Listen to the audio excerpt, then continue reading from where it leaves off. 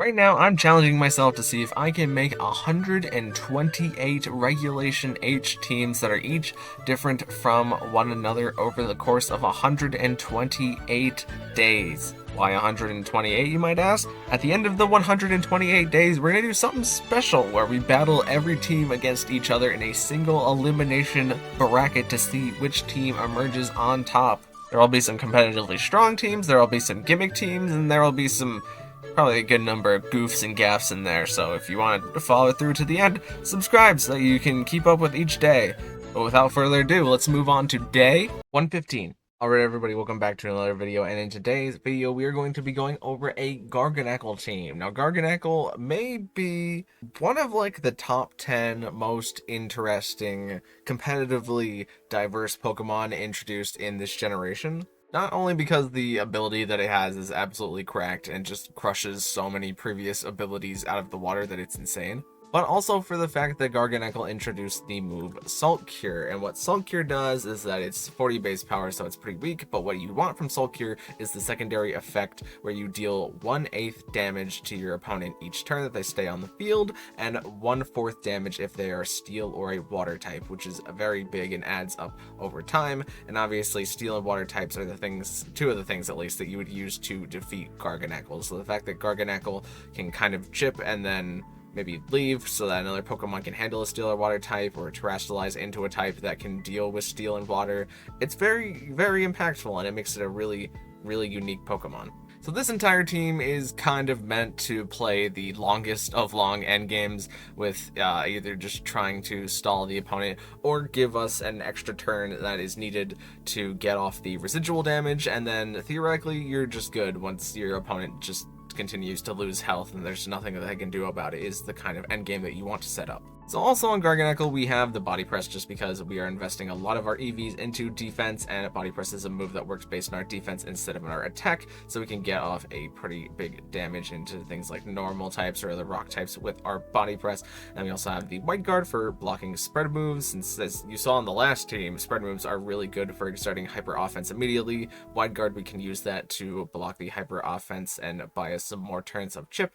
And we have the Recover just to add to our leftovers healing that we are getting from our items so that we can stay on the field for a very long time. And then of course we mentioned the ability, but Purifying Salt not only halves the damage that you take from ghost type moves, it also means that you can't be status, so we're not getting burned, paralyzed, and slept are the big three, but poison and freeze can come up. It's just kind of unlikely that they do. And then we're Terra Water on Garganacl, mostly so that we can resist water and steel type moves. It still leaves us weak to grass, but as a rock type, terrestrializing into water is nice, and we have other things on the team for dealing with some grass types. Next up on the team, we are slotting on a Clefable, and this Clefable is going to be a Magic Guard Clefable instead of the Unaware that you usually see, and that is because with Magic Guard we do not want to be taking any extra damage that could be applied from things like Sandstorm or the like, because we are hopefully going to be Cosmic Powering in order to make it so that we're not taking very much damage with Clefable at all,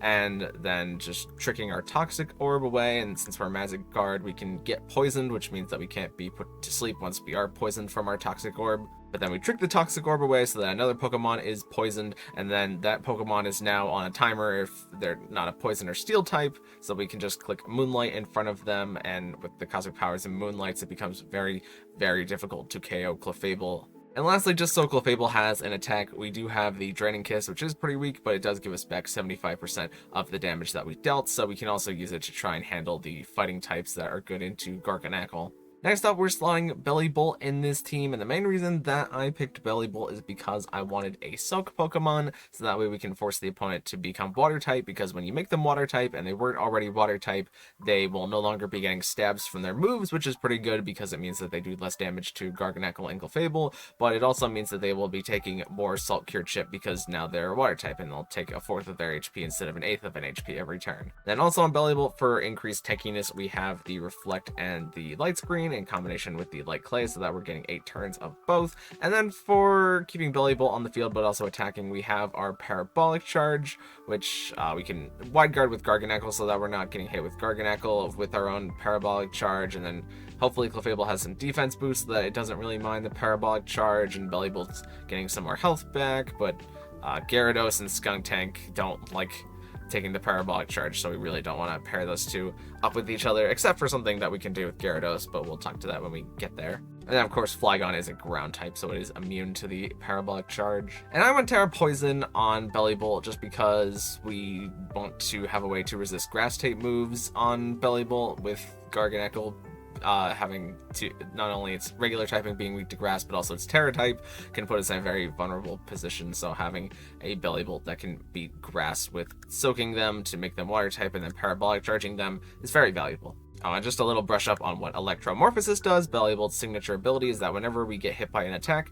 we gain a charge, which means that our next electric type move that we use after getting hit will have a double damage, so parabolic charge will do crazy damage. Or if I decide to include Skuntank here because we have not gotten to use Skuntank, and Skuntank has a specific ability that I want that you can see here, which is Stench. And Stench, what it does is that anytime you hit a Pokemon with a move that didn't already have a chance to flinch, it now has a 10% chance to flinch. So whenever we are stalling for long turns, we can not only exert pressure with our Choice Scarf and some pretty heavy damage moves in like the Throat Chop and the Poison Jab, and then the Snarl for lowering the opponent's special attack, and the Super Fang for cutting their HP in half, but all of these moves have a chance to flinch, especially Snarl, which can flinch both of the Pokemon on the field in a double battle. And in a scenario where you are playing a very, very long game, the chance to flinch on a turn where you need to recover or to click Moonlight is very, very crucial. So not only are we using Stunfisk for the pressure exertion, getting the Stench can be very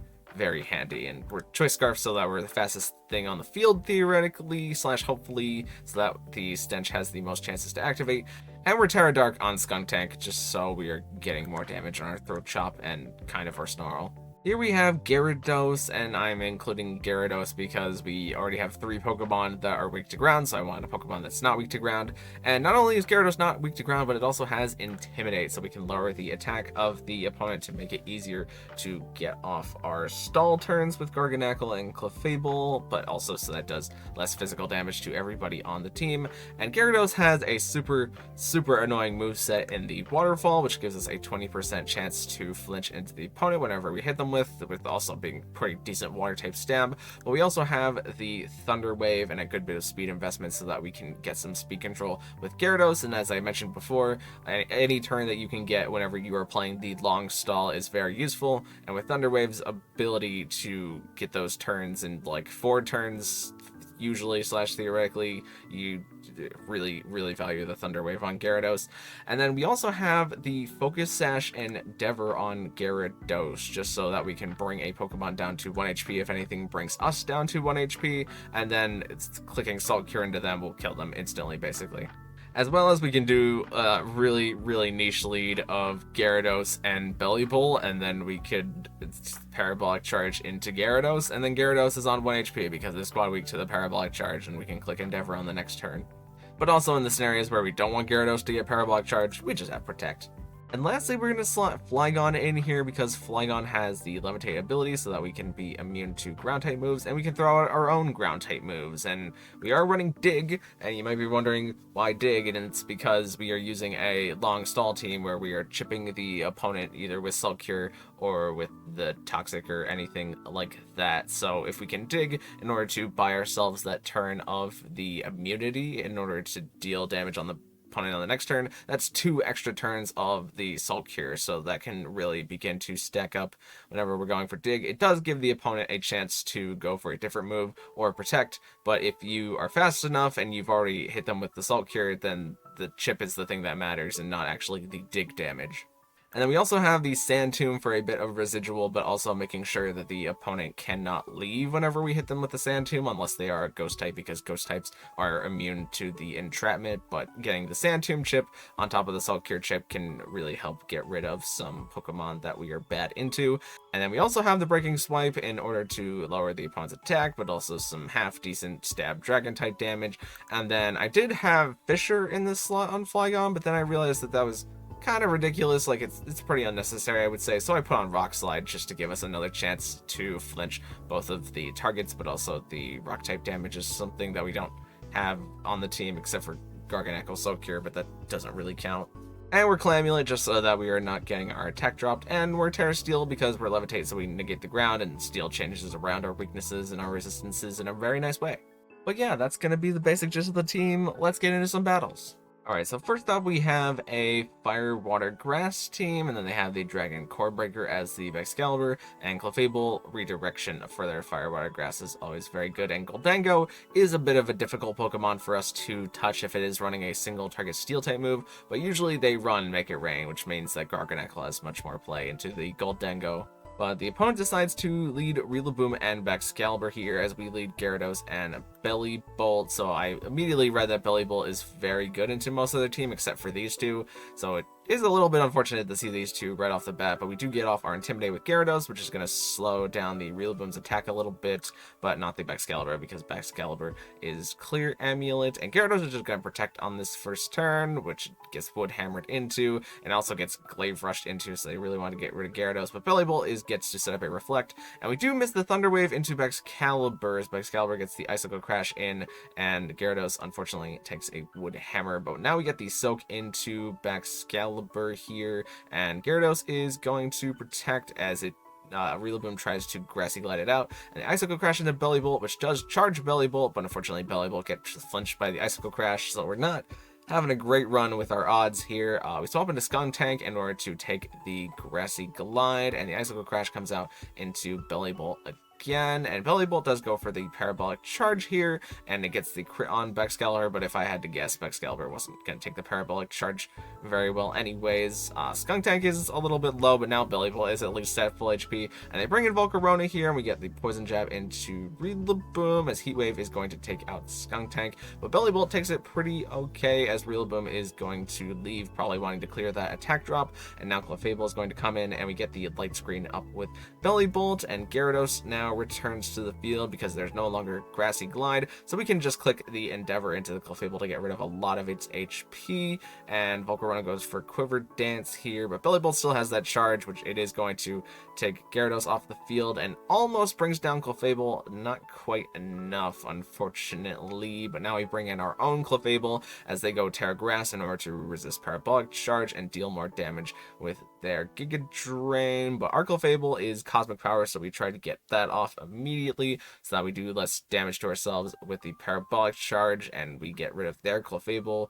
here, as well as doing some damage to Volcarona, and Clefable gets Toxic. Not that the opponent had any statusing here, because Clefable doesn't have any physical moves for Flame Body. But here, the Rillaboom clicks a Fake Out into Belly Bolt, which does some damage, and they also Giga Drain to Belly Bolt, so Belly Bolt takes a lot there. And since we only have 2 Pokemon left, I really should have Poison Terra Belly Bolt right there, since we knew the Volcarona had the Giga Drain, and Rillaboom is just a big Grass-type attacker. So we could have taken a lot less damage on that turn and kept Belly Bolt around a bit longer with the Poison Terra, because there's no point in using Steel Terra with Clefable with Volcarona able to click Heat Wave right now. But Clefable goes for the trick, and we get to put the Toxic Orb onto Volcarona, and everybody takes Grassy Terrain, but now Volcarona is toxic, so it is on a timer that will constantly build up, and Woodhammer is going to come out into Belly Bolt, and Belly Bolt lives because it dodged the Heat Wave this turn, so Clefable goes for another Cosmic Power here,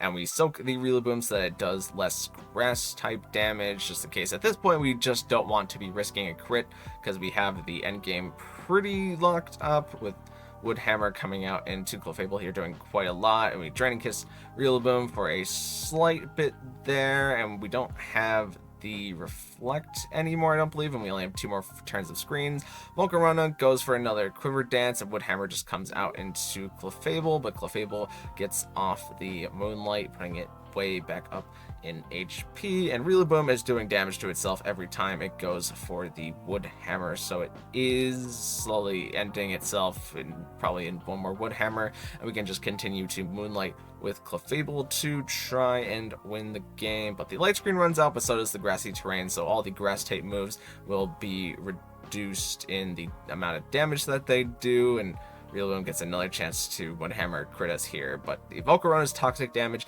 is adding up over time as it stays on the field, and any turn that it decides to Quiver Dance is a turn that we decide to Cosmic Power, because we'll have more health from our Moonlight because it didn't attack us. And it should be on this last turn here that we can just Drain and Kiss the Volcarona for a little bit more damage, and Volcarona goes down to the Tricked Toxic Orb. Here we have a Reg A team, but it is a Reg A team that includes Mouse Ape, which is something that we haven't seen in a bit, and Mouse Ape is usually very hyper offensive, so we have to be very careful how we decide to play around the Mouse Ape opening. But we lead Mouse Ape into Gyarados and Clefable here, and if we read the team sheet, we would see that their Annihilape is not Defiant, it is Vital Spirit. So that is definitely going to help us out quite a bit. If the Annihilape was Defiant, I would say the game is probably pretty cooked. But the Mousehole just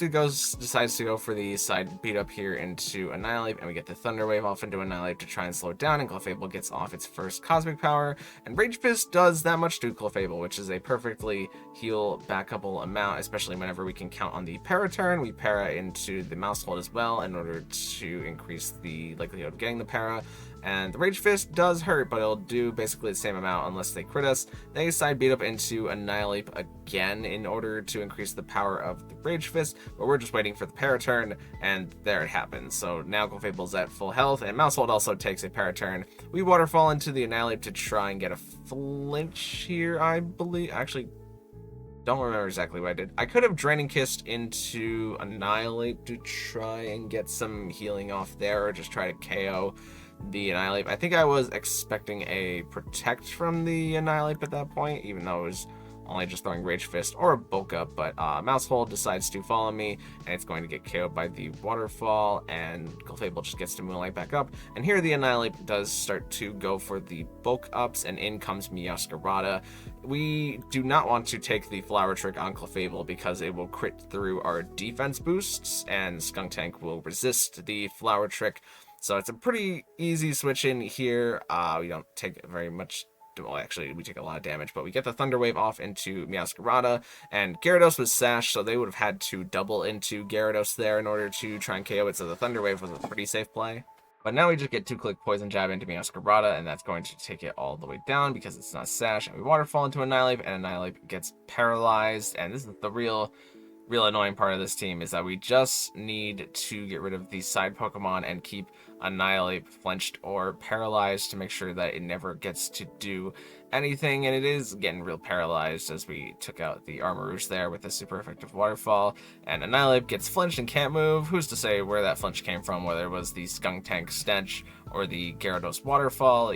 Both are pretty likely to have happened, but Annihilape is just getting absolutely bullied into the ground here by these two Pokemon, and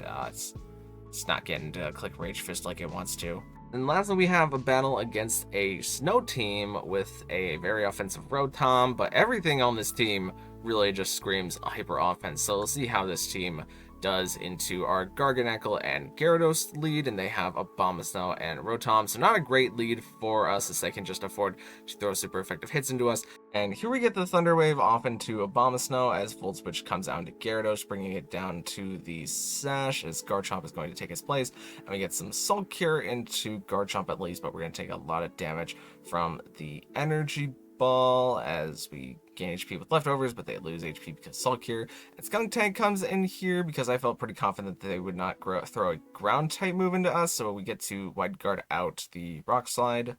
We bring in Gyarados here to try and intimidate the Garchomp as Poison Jab does some damage to Abomasnow, but Stomping Tantrum is going to be able to KO Skuntank here, and Energy Ball is just able to pick off Gyarados. So now we're in a pretty tricky spot where we just have Garganacl and Flygon left. Flygon goes Terra Steel here, we Breaking Swipe to reduce the damage of Garchomp mostly, but to try and maybe get a KO, and we don't get it in combination with them getting the Rocky Helmet and Rough-Skin damage. Garganacl sitting on Recover, but the Energy Ball is able to do just enough to Garganacl to be able to KO it as the Garchomp does go down, but now Blaziken takes its place, and they can just swap Rotom in here, and we go for Dig, which Blaziken becomes faster than us on the next turn, so it shouldn't be able to hit us, and we'll get the free Dig into it, and they swapped in Rotom there, so they could not swap into their Levitamon, but Abomasnow comes back in just to reset up the snow, and Dig is able to take out Blaziken. But at this point, because we Terra Steel to resist the ice,